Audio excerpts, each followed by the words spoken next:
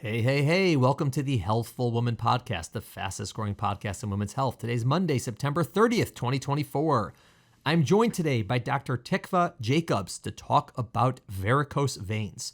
Tikva is a vascular surgeon at Cornell, and she is my go-to person for patients with varicose veins. I've known Tikva for a very long time. She is an outstanding surgeon and a wonderful person, really great doctor. Today, we're going to talk all about varicose veins, what they are, how common are they, who gets them, and what can be done to treat or remove them. Great stuff. This is a topic that comes up all the time, so I think you're really going to enjoy this podcast. All right, a few reminders. The Unexpected, which is the book I wrote with Emily Oster, is available wherever you buy books, so check that out. Second, please continue to email us any questions you might have for our mailbag podcast. You can either email them to hw@healthfulwoman.com or go to our website, healthfulwoman.com, and click on the link that says send us your questions. Remember, these questions are for the mailbag podcast, not your personal medical advice. For those, please ask your doctor. Also, for all of you who are celebrating Rosh Hashanah, the Jewish New Year this week, I hope you have a wonderful holiday. And for all of our listeners everywhere in the world, I wish you a wonderful and sweet New Year. All right. Thanks for listening. See y'all next week. Welcome to today's episode of Healthful Woman, a podcast designed to explore topics in women's health at all stages of life. I'm your host, Dr. Nathan Fox, an OBGYN and maternal fetal medicine specialist practicing in New York City. At Healthful Woman, I speak with leaders in the field to help you learn more about women's health, pregnancy, and wellness. Dr. Tikva Jacobs, welcome to the podcast. This is awesome. I'm so happy we're doing this. Thank you so much for having me. I'm very excited to be here. Oh, that's sweet. And you are a general surgeon and vascular surgeon at the New York-Presbyterian / Weill Cornell in New York City. How's that going in that part of town? It's great. It's really going well. Yeah, so I'm really just a vascular surgeon. I did do my training in general surgery, but I don't do general anymore. Yeah, well, but you are. It's like being a Marine. You're never a former Marine. It's like you're never a former general surgeon. You may not do it, but you are. You're trained. That's true. I'm trained. I'm board certified. I took all those tests. Yes, exactly. So how'd you get into vascular surgery? That's a very good question. So I guess in medical school, I wasn't sure what I wanted to do. And I eventually decided on general surgery. At that time, you couldn't just match directly into vascular surgery. There are some programs now that you can go directly into vascular. And during my general surgery residency, I guess I had a mentor in vascular surgery. And, I did my general surgery residency at Mount Sinai, and it had a very strong vascular surgery division. I did some research and really enjoyed, I guess, the technical aspect of vascular surgery. You have to have a lot of attention to detail. There's small anastomoses. You're, suturing arteries to veins, arteries to arteries. And also, I think what I liked about vascular surgery was that you were operating on different parts of the body. So one day you could be at the neck working on a carotid, and you could be in the abdomen and the aorta or the leg. So it was diverse. And I guess I liked that part of vascular surgery. How, just so our listeners understand, from the start of your first day of residency of general surgery till you finish your vascular surgery fellowship, how many years are we talking here to train to do what you do? Right. So general surgery was a 5-year clinical residency. I did 1 year of research in the middle of that. So in between my 3rd and 4th clinical year, I took a year off and did research in vascular surgery. And then my fellowship for vascular surgery was 1 year. The next year, it became a 2-year fellowship. So I did a total of 7 years after, right, 7? Yeah, so 5, 6, 7 years after medical school to be a vascular surgeon. Wow. But I guess if you didn't do research, you'd have 5 years, and then 2 years would be 7 also. Yeah. And just, again, so our listeners understand, vascular surgeries is considered pretty badass in the hospital. This is not like a poofy shishi type of thing. You guys are like knee deep in complicated, very complicated operations. And so people have a lot of respect for the vascular surgeons. Not so much for us, the OBGYNs. No, it's, and I remember, about that. It's, no, it's crazy stuff. I mean, you're talking about, aortas, and carotids. And these are important parts of the body, I'm told. Yeah. Yeah. Yeah. I guess you sort of need those. You need those vessels, right? And how, so we're talking, carotids and aortas. These are, how did you switch or not switch, or how did you start to focus a lot on veins? So when I finished my fellowship, I was, I guess, the most junior person at Mount Sinai. Mount Sinai had quite a few vascular surgeons, and no one was really doing any venous work. And I felt like it was an area that really was needed at Mount Sinai. And I enjoyed doing the venous work because, unlike some of the arterial work, which tended to be in older, sicker patients, the venous work really was more healthy young men and women. So I sort of liked that part of the venous work. I started to just be the one at Mount Sinai to do the vein work. I actually went for like a week. I went to the West Coast and sort of just shadowed someone who only did venous work, and really liked her setup there, and tried to bring that back as like an outpatient vein work at Mount Sinai. I was at Mount Sinai for like 3 years where I did arterial and venous work. And then I guess slowly I moved to just do venous work and not do arterial work. I was at Elmhurst for 3 years also, which was it is a level 1 trauma center. So I did a lot of arterial work there, but I did do some vein work there also, and then started a private practice where I only did vein work while I was still working at Elmhurst Hospital doing, arterial work and trauma there. And then eventually decided just to focus on the vein work, stayed in my private practice. And 7 years ago, I moved to Cornell. Wow. Amazing. I think most of our listeners probably think of vein work as varicose veins, right? That's it. But from your end, on the doctor end, like what are the types of things you are seeing day to day for vein work? Is it all varicose veins? Is it predominantly that? Are there other things you're seeing, just so they get a flavor of like the kinds of things that you would do or you would take care of? Yeah, sure. So I do see a spectrum of, I guess, venous disease, for lack of a better word. I will see patients that just have swollen legs. I'll see a few wounds, and then I'll see spider veins. Reticular veins, which are veins that are slightly larger than spider veins, but still sort of flat on the leg. And then varicose veins are typically the veins that sort of bulge out that people, most commonly, I guess, like see. I'll see them for medical reasons as well as cosmetic reasons. So some patients come in and have, no symptoms at all. Their legs feel fine, and they just don't like the way the veins on their legs look. They never had them when they were younger, and now they're starting to get more.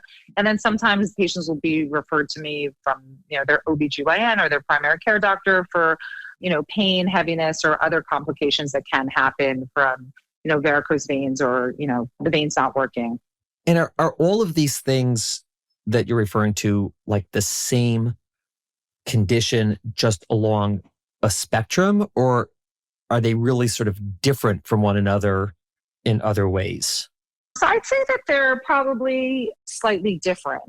I guess I could start with that we have arteries and veins in our body from a vascular standpoint. The arteries have to pump all the blood from our heart everywhere to our head, to our hands, to our feet. And the veins have to bring the blood back up to our heart. So in your legs, the veins have to work against gravity to get the blood back up to your heart. So they have valves in them so that when the blood moves a certain portion of up the leg, a valve closes to prevent gravity from pulling the blood back down to the foot.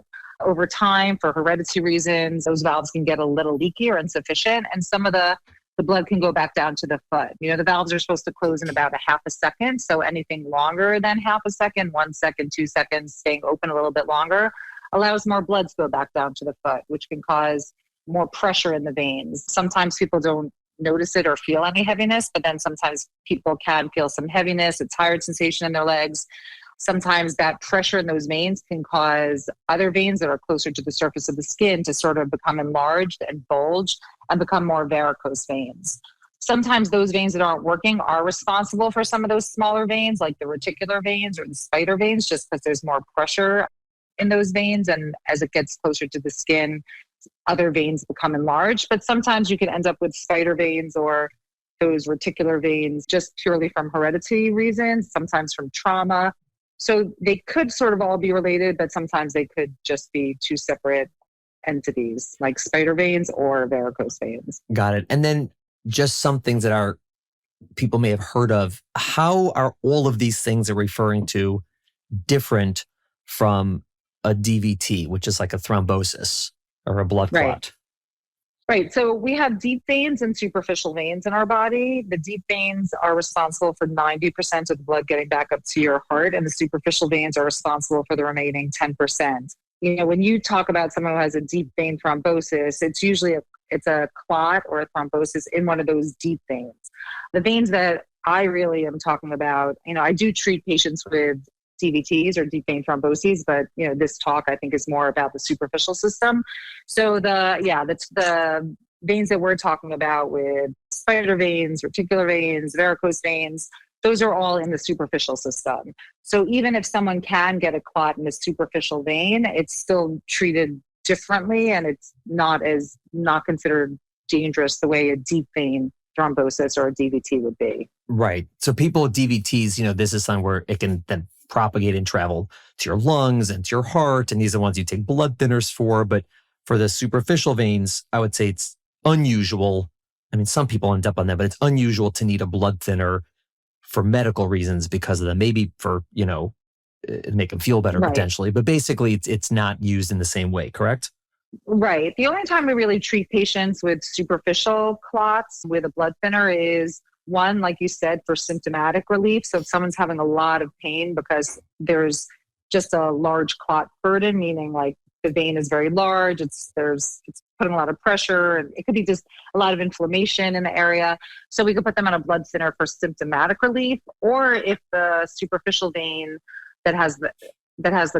if the clot in the superficial vein is close to a deep vein, we might put you on a blood thinner for a couple of weeks just to prevent the propagation into a deep vein. Right, because they're all connected. The superficial veins, yeah, exactly. So the superficial veins do empty into deep veins in certain parts of your leg. So, we'd get an ultrasound and assess how close the clot was to a deep vein and decide whether or not someone needed a blood thinner or just, to monitor it with a repeated ultrasound. Why do some people get this issue a lot more than others, right? Because certainly, these things become more common as we get older, for example. But why would one person have like horrible, bothersome, painful, severe form and others get nothing? Is it just like luck of the draw, genetic, or are there other factors? Right. So I like to tell my patients the number one reason for developing these veins is heredity. So you can blame your parents. Well, that's definitely the answer to most problems in life. Yeah. Right. Exactly. And then there are other factors that play a role. So hormonal issues. So being a woman increases the risk of developing, spider veins or varicose veins as well. Although I definitely see and treat plenty of men. And then pregnancy, the hormones of pregnancy could increase the risk of developing any kind of, varicose veins or spider veins. I like to call something occupational hazards. So if you stand a lot or sit a lot, that also increases the risk. But the number one reason really is heredity. And are these things where there's like known genetic conditions, or just one of these things where, hey, my mother or father has it, so I'm more likely to have it? Yeah, it's more if your mother or father or grandmother has it, then you're at it's not like you are going to search for it and decide, am I at increased risk? But when you have it, they're like, oh yeah, my grandmother had it, my mother had it. But like you said earlier, as you get older, that also increases the risk. And 70% of the population has some sort of venous disease or, varicose veins or spider veins. So it is a very, very common, I keep calling it a disease like I said, I hate calling it that, but 70% of the population has some sort of issues with their veins. Right. And it's interesting because there are some unusual genetic conditions where people get very abnormal veins or arteries as well, but that's not what we're talking about here. That's not, I do see those patients, but that's not what we're talking about when we say 70% of the population or, if your mother has it and you've had, 4 or 5 pregnancies, you're going to get it. That's something totally different. Yeah. Right. And then the interesting thing that could be a whole other podcast. Those are pretty severe. And the other interesting thing about pregnancy, which is, as you said, it's sort of a double whammy, because if you have more babies, you're more likely to get them in life. but also when you're pregnant, whatever you have tends to get worse. Correct.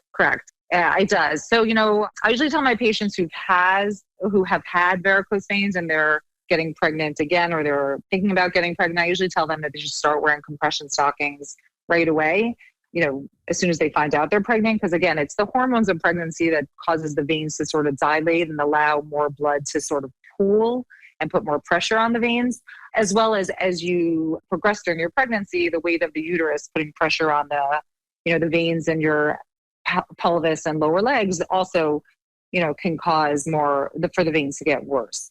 The nice thing about, your veins, when they do get worse during pregnancy, they do improve after delivery, but they'll never go back to the way they were before you were pregnant. But you should get some either symptomatic relief, or some of the veins should go away after pregnancy as well. Now, in your practice, what would you say is the percentage of people who are coming to see you because of cosmetic reasons for the veins versus symptoms related to the veins? And my second question is the percentage you think that's typical for people who do what you do. So I knew you were going to ask me this. I was trying to come up with what would I say? So I feel like sometimes it changes depending on the month. So definitely in the spring, my practice becomes more cosmetic. That makes sense. But I probably say it's about 50-50 or maybe 60-40 cosmetic medical, but I definitely see a lot of medical also. And then sometimes people don't realize they're having necessarily pain from their veins. Like someone will come in and say, I don't know, I feel like I have restless leg syndrome, and, or their legs sort of hurt at night. And then I'll tell them I can't guarantee them if we treat their veins that will go away, since it's not, I can't say for sure the veins are causing it. But then if we treat their veins, those symptoms do get better. Or if I'll treat one leg and the patient will be like, oh my gosh, this leg feels so much better now. And they realize that they were having symptoms. Interesting. And so someone comes to see you, first time they're coming to see you, how do you evaluate them? What is the process is it just I take a look at your legs and here we go? Or, how much of it is related to their story and their symptoms? I'm just trying to get a sense, what people should expect if they saw you or someone like you for this. Yeah, sure. So, it's I feel like it's back to medical school where you're learning, how to take your whole history and physical. So we start with the history and physical. I get their medical history, how long they've had varicose veins, who else in their family have had varicose veins, if they've ever had any treatment. And when I say varicose veins, I'll just say spider veins, whatever vein you're presenting with. Exactly. And then once I, talk to them about if they have any symptoms or, how long it's been going on, then, I do a physical exam and see where the veins are on the leg. And then I usually get an ultrasound, a duplex ultrasound, where we look at the veins. So at that point, we look at the deep veins as well as the superficial veins, just to make sure that, the deep veins have no blood clots in them and that they're working properly. And then I like to see which of the superficial veins aren't working, because sometimes, based on which veins aren't working, that will help me decide what the best treatment would be for that particular patient. So sometimes people could just come to me and say, I have this one little vein right here that I don't like the way it looks. But when we get the ultrasound, we see that there is a whole bunch of veins, slightly deeper than what the eye can see, but still considered a superficial vein that we can only see on ultrasound that's actually causing that vein. And if we were to just, remove that one vein that we see with our eye, that patient would be back maybe a year later with new veins because we didn't treat the problem.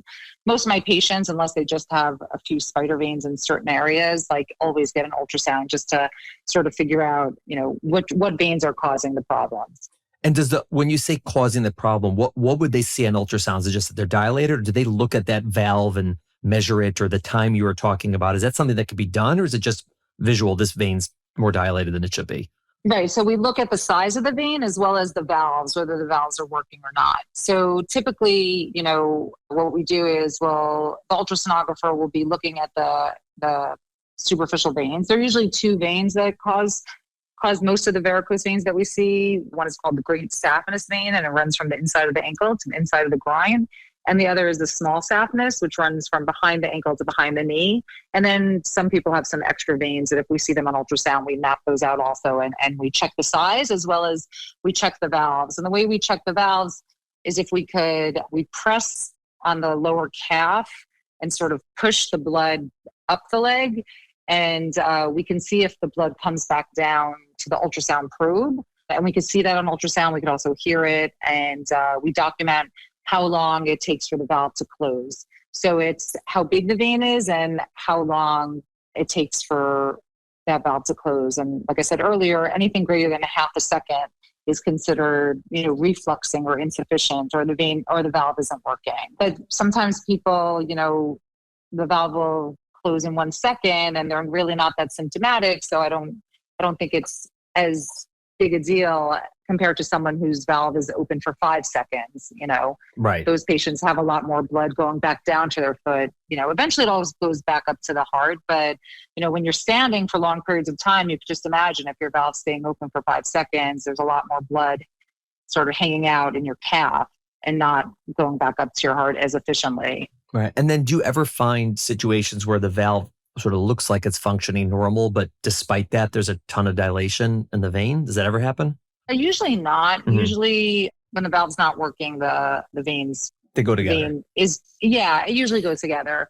I mean, there was always a question of what, which came first. Like, was it the valve isn't working and then that causes the dilation, or does the vein dilate and the valves can't close as well as they used to? Sort of like the chicken and the egg. But so they usually go together though. Got it. Okay. So you've done the evaluation, and then how do you decide? I guess I should ask you, what are the possible treatments? Like what's the list? Like what's the menu of treatments that sometimes you do? And then how would you pick one for a specific patient? So I guess let's first go through the menu. Like what are the options? I guess let's start from least aggressive to most aggressive. That's how we usually do it in medicine. Right. So it really does depend on which vein isn't working properly. But what I would like to start off by saying is that all the treatments that I do are office-based under local anesthesia or no anesthesia. And like I said, all outpatient, office-based, usually about an hour, maybe an hour and a half. So, gone are the days where people used to need general anesthesia or spinal anesthesia to do like an invasive vein stripping. Where we don't do that anymore. So I guess the spectrum, we could start with the small spider veins. We treat with something called sclerotherapy, which is an injection of medication into the vein done with no anesthesia, just because it's just a very small needle injecting a medicine in the vein. I guess I could sort of say that all the treatments we do are either some sort of destruction of the vein or removing the vein. So sclerotherapy is something where we're destroying the vein. So the medication we inject into the vein destroys the inner lining of the vein, causing the vein to get sticky and close on itself. And when it closes on itself, it's no longer part of the circulation. And your body over time will say, hey, this vein's not doing anything, let's get rid of it. And over the next couple of weeks, the veins will get smaller and smaller. There is a little bit of blood that gets trapped in the vein after we do sclerotherapy. So the veins do look darker before they look lighter. But then over time, your body breaks that blood and breaks the blood down as well as the vein. So I usually tell my patients it looks darker before it looks lighter. So it does take a couple of weeks, usually 4 to 6 weeks to see the full result. So that's usually used for smaller veins. Then if we have to treat the, great saphenous vein or the small saphenous vein, those veins that I said are usually the ones that we need the ultrasound to see, but sometimes they're the cause of the varicose veins. Those are the veins that in the olden days, people used to do vein strippings for. What we do now is some sort of procedure called an ablation, which is also just a destruction of the vein. There are a lot of different ways to destroy those veins, the great saphenous or the small saphenous. There's laser ablation, there's radiofrequency ablation. Sometimes we use something called chemical ablation, which is really just like another kind of medication similar to the medication that we use for the small spider veins. Some people will use glue. So all of those techniques do the same thing. They're just destroying the inner lining of the vein, causing a superficial clot to form so that your body says, this vein's not working, let's get rid of it. If I were to ultrasound you like 4 or 5 months after that ablation, I wouldn't even see the vein anymore. So it's a way of getting rid of the vein without having to surgically remove it. And since these veins are only 10% of the blood returns to your heart, it doesn't affect people sort of in any other way.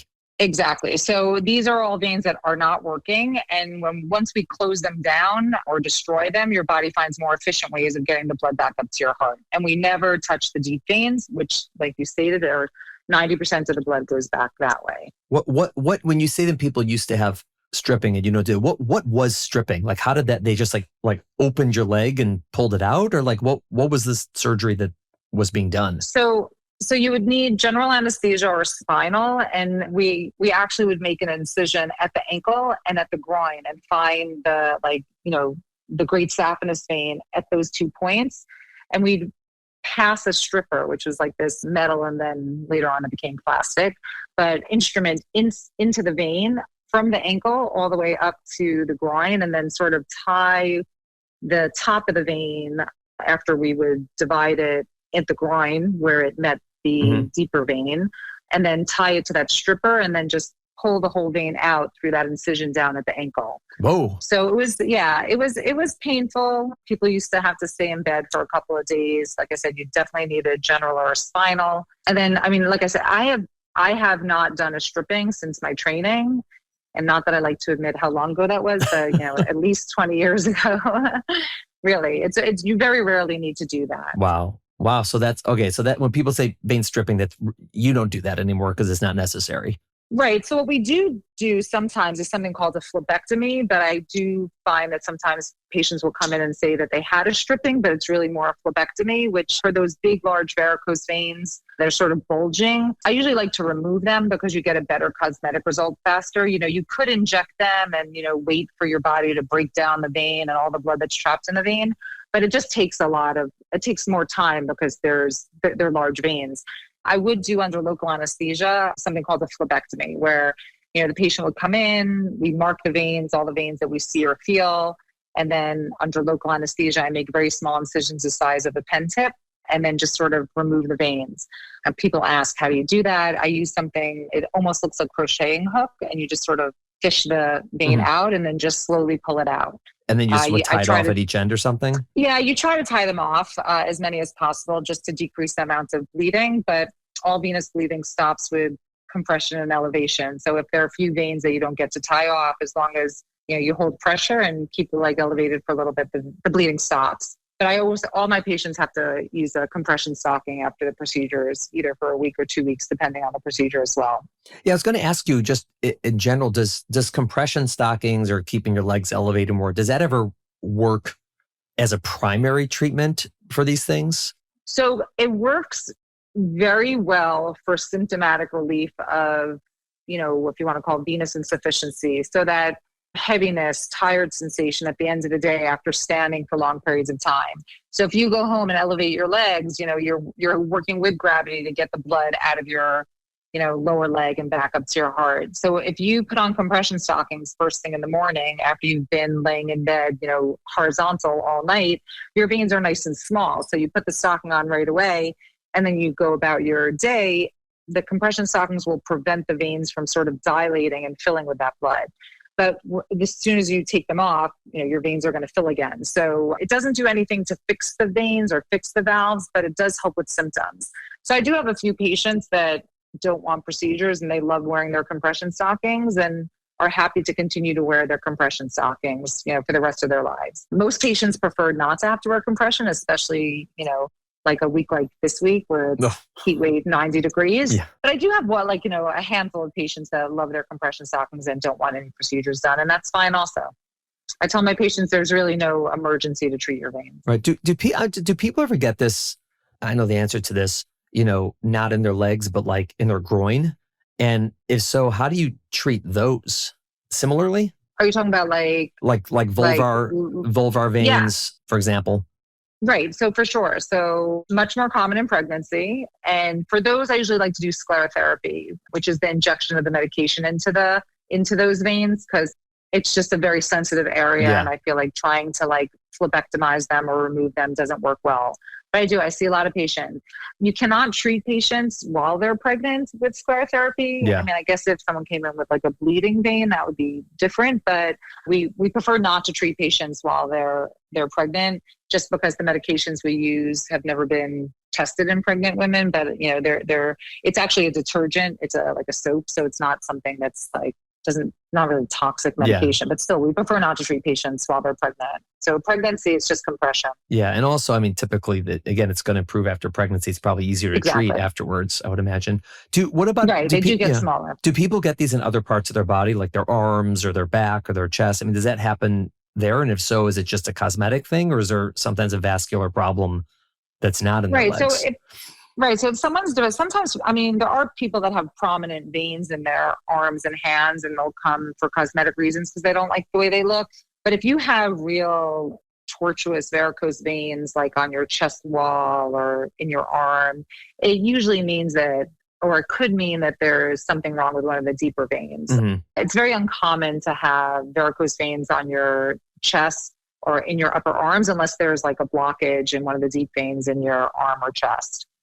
Okay. But people could have prominent veins, like, you see the bodybuilders, or, they have very prominent veins on their arms, but they're usually just normal veins that are more prominent. Yeah. And then, so getting back to the legs, between those treatments, is the recommendation for which one to do, the sclerotherapy versus, the procedure, into, bigger ablation, or to sort of remove them? Is that just based on the severity, or is there other factors that go into that? So you always want to treat the largest vein first. So if one of those veins, like the great saphenous vein or small saphenous veins, aren't working, you always want to treat that first with an ablation, where you destroy that vein first. Then you go to the next size. Like, so if they have large varicose veins, then I would probably remove those. Then if there were spider veins in the area of those larger veins, then we would inject the spider veins. So sometimes it can take a couple of months to get the full treatment. But most people, after the ablation of that great saphenous vein, usually have symptomatic relief right away if they have symptoms.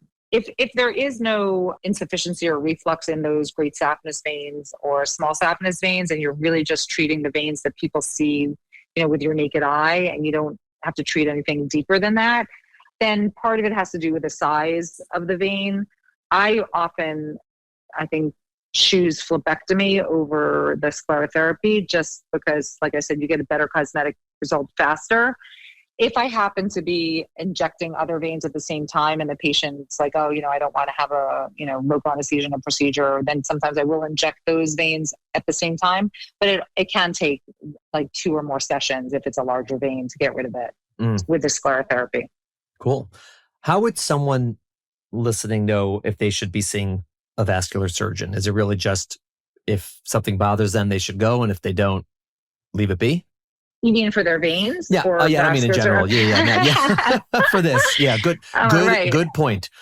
Yeah. For this specifically. So I tell my patients there are 2 reasons to treat your veins, and they're both valid reasons. One is a cosmetic reason. If you don't like the way your veins look, and it's a perfectly valid reason to get them treated. The treatments we do today are very safe, effective, low risk, like I said, all outpatient under local or no anesthesia sometimes.